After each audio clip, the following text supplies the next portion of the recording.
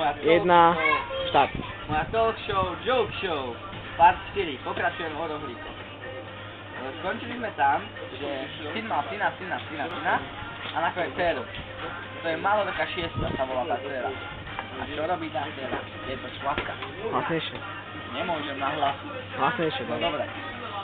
A čo robí taká škladka? Zarába. Zarobila na to, aby si mohla kúpiť auto.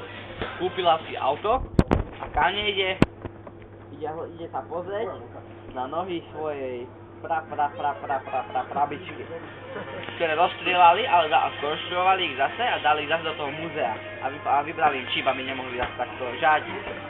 Samozrejme, tak prišla tam a pozerá sa na to a všimla si, že made in China je tam napísané. A ona to už vtedy sa všetko vyrábalo v Číne. Dobre, no tak sa končí táto časť a presunieme sa o 200 rokov zase dopredu. To už tá malorka 6. už je malorka 16. A teda tentokrát to chlapci. A čo robia chlapci? Zarábajú peniaze. Zarobil peniaze, kúpil si motorový čln. A kde nešiel? Do Brazílie išiel. V Brazílii sú dobré zemiaky. Prišiel tam, dal si jedny hranovky. Dal si jedny hranovky a povedal, tuto sa usadím, to sú dobré zemiaky. Tak, žil tam a každý deň žral iba hranovky. Nič v živote, potom už vôbec nemal hranovky.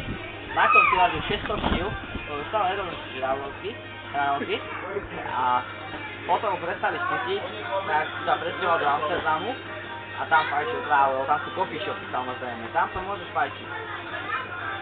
A čo robí? Fajčí trávu od rána do večera, 600 kilový chlapík sa nezhulil, tak teda 20 veľkých jointov, aby sa nahulil. Každý deň fajčí 20 veľkých jointov, aby sa trochu nahulil. Aby sa tu dopadol na sračky, musí fajčiť 4-krát. No ale 4-krát sa mu fajčiť nedá, lebo nemá toľko peňazí. No dobre, tak každý deň sa vám trochu fajčí a potom si povie, jeden deň si nedám, potom si dá na druhý deň 4-krát. Dá si 4-krát, fajčil sa tak, že nevedel o sebe a išiel zase do Brazílie na svojom motorovom člne a v strede Atlantiku sa ten motorový čln potopil. Došiel mu benzín v strede Atlantiku a potopil sa. Lebo žraloky ho rozožrali. A čo sa stane rohlíkovi, keď spadne do vody? A rozloží sa.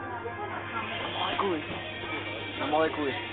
Rozloží sa na molekuly, protóny a oškvárky. No. Jedno.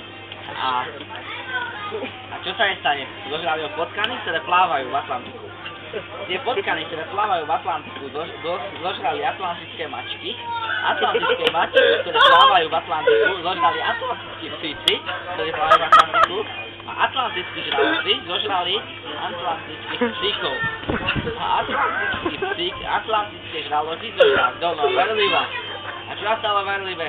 Umrela na starobu, lebo nikto verlivu nedokáže zožrať. A až keď bola mŕtva, ju zožrali potkami a tak sa to stále točí dokola. Ale malorka 16, tučný, čo stále húlil a žral hranovky, nestihol mať žiadneho potomca. A takto sa rod malorkov skončil. Joke show!